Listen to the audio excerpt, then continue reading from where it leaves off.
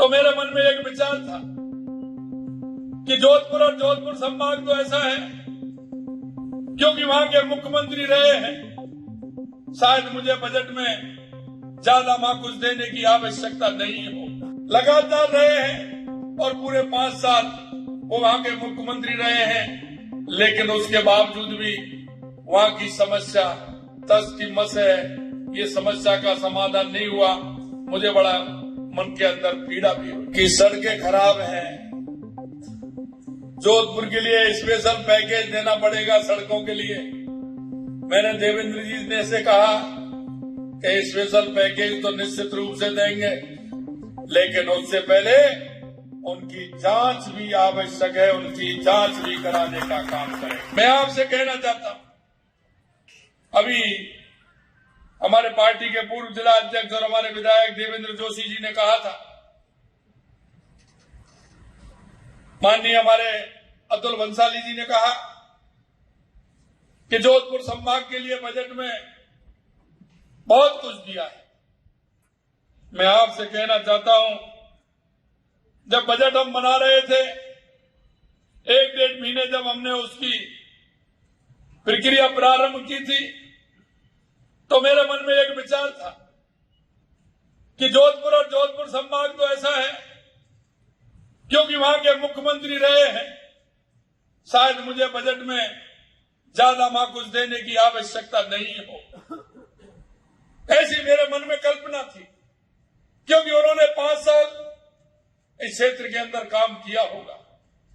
लेकिन जैसे जैसे आपके सुझाव आए, मेरे संकल्प पत्र जो हम चुनाव से पहले गए थे और विधानसभा के अंदर, उसमें जो आपके गांव ढाणी से जो विचार उसमें आए, हमारी पेटिका में आए, उन विचारों को हमने संकलित किया और हमारे जनप्रतिनिधियों ने जो बताया कि हमारे यहाँ यह आवश्यकता है, निश्चित रूप से मैं कहना चाहता हूं, मुझे बड़ा ताज्जुब भी हुआ, अफसोस भी हुआ। मैंने कहा जिस क्षेत्र के मुख्यमंत्री लगातार रहे हैं और पूरे 5 साल वो वहां के मुख्यमंत्री रहे हैं, लेकिन उसके बावजूद भी वहां की समस्या तस की मस है। ये समस्या का समाधान नहीं हुआ। मुझे बड़ा मन के अंदर पीड़ा भी हुई। लेकिन मैं कहना चाहता हूं, हमने जोधपुर ही नहीं, पूरे राजस्थान के अंदर 200 विधानसभा में कोई भी व्यक्ति ये नहीं कह सकता कि मेरी विधानसभा अछूती रही। हमने हर विधानसभा में दिया है क्योंकि हम कहते हैं और हम विचार से कहते हैं, पूरी तरह से जिस निष्ठा के साथ हम काम करते हैं। हमने कहा है कि 8 करोड़ राजस्थान की जनता हमारी है, हम उसका प्रतिनिधित्व कर रहे हैं, इसलिए हम समान भाव रखते हुए हम पूरे राजस्थान के अंदर विकास करेंगे।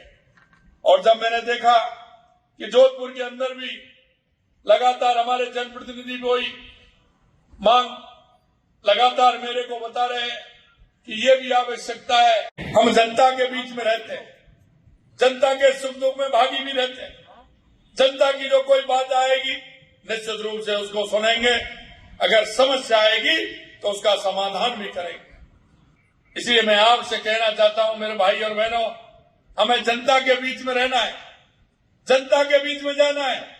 और मैं पहले भी कह चुका हूं, चाहे हमारे जनप्रतिनिधि हों, चाहे हमारे कार्यकर्ता हों, हम जनता की संवेदनाओं को लेकर के चलें, जनता के बीच में जाएं।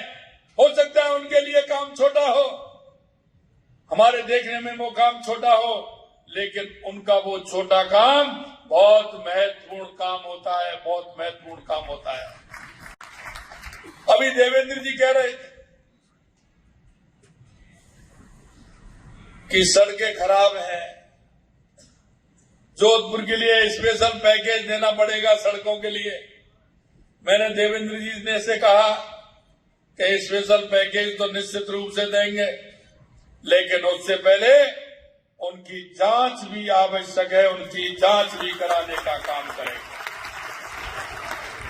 मैं आपसे कहना चाहता हूं कि हम काम करते हैं, जनता के बीच में काम करते हैं, जनता के टैक्स के पैसे को हम लगाते हैं, लेकिन उसका धनी धोरी कौन बनेगा ये भी हमें सुनिश्चित करना होगा।